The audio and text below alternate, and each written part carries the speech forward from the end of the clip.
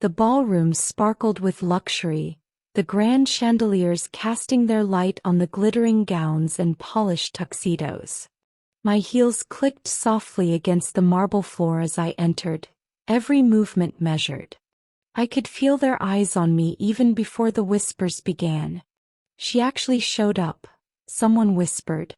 "Guess the rumors aren't bothering her. Or maybe she's here to fish for a savior." Another added, "She's wearing that dress like she still owns the world." I didn't falter. My father had always taught me that strength wasn't about avoiding the storm. It was about walking through it. And tonight I was here for a reason, though I didn't expect the hostility to feel so suffocating. "Amelia." I turned to see Madison, her eyes glinting with thinly veiled malice under the guise of friendliness. She had always been sweet when my family's influence could benefit her, but tonight she saw an opportunity.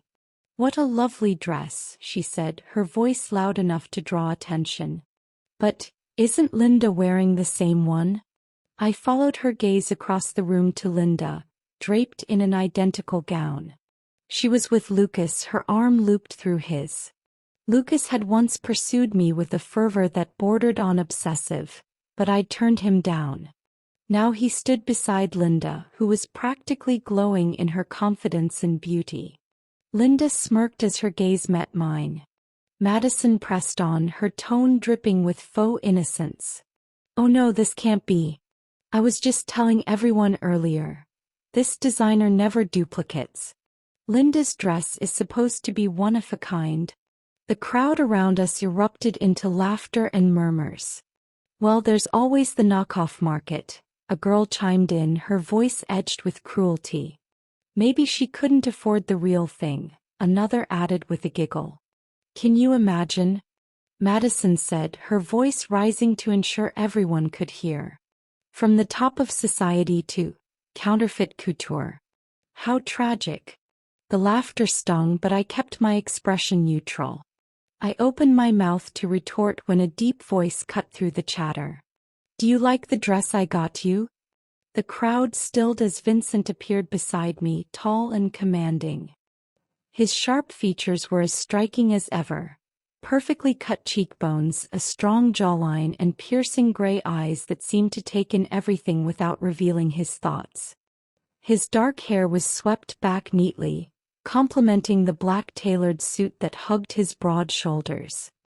He carried himself with an air of quiet power, a man who didn't need to speak loudly to be heard.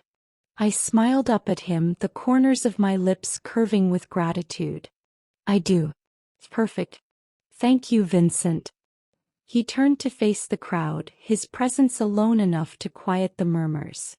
"For the record," he said, his voice calm yet cutting, "Amelia is attending the party tonight as my family lawyer, and from now on if I hear anything against her, you know the result."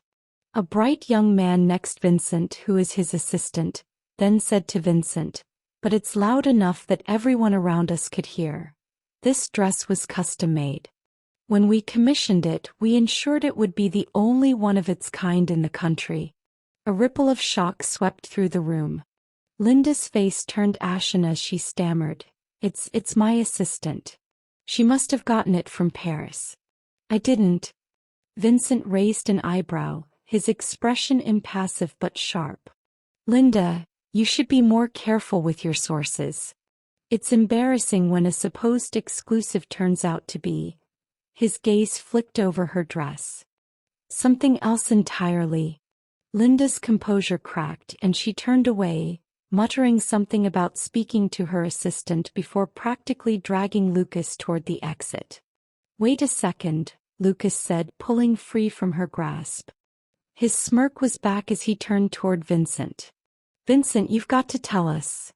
Do you hire lawyers based on their looks now? I mean, Amelia's stunning, but this is a bit much, don't you think?" Vincent's jaw tightened slightly, and the room seemed to hold its collective breath.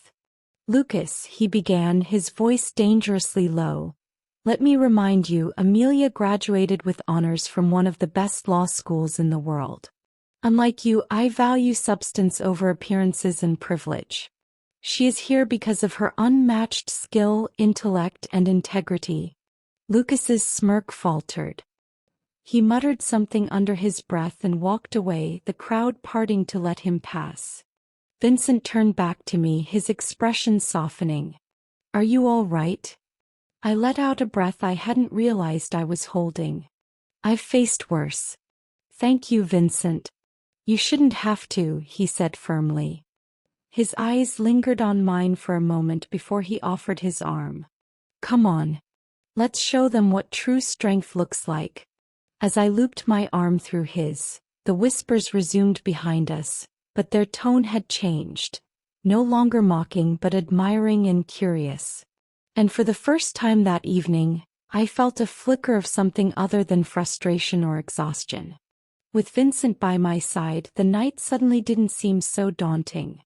Weeks after the party, the ballroom drama felt like a distant memory.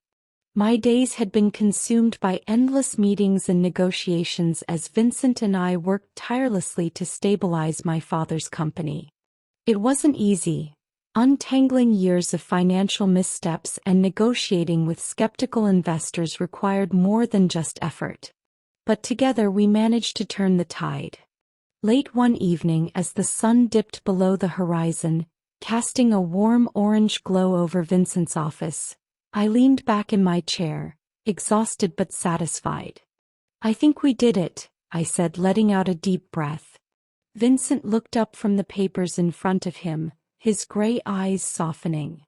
"We're not completely out of the woods, but the worst is behind us." A small smile tugged at my lips. "My father wanted me to thank you. He said he never imagined the kid he helped all those years ago would be the one to save his company." Vincent chuckled, the sound low and warm. "Your father believed in me when no one else did. Helping him now isn't just business. It's personal." I studied him for a moment, the way his expression softened when he talked about my father. "You've done more than enough, Vincent. You didn't have to do all this." He set his pen down and leaned back in his chair, his gaze meeting mine. "You don't think I'd let you face this alone, do you?" I felt my cheeks flush under his steady gaze. "I know, but still, thank you." Vincent stood and walked to the window, the golden light casting a halo around his silhouette. "Do you know why I bought you that dress for the party?" he asked, his tone thoughtful.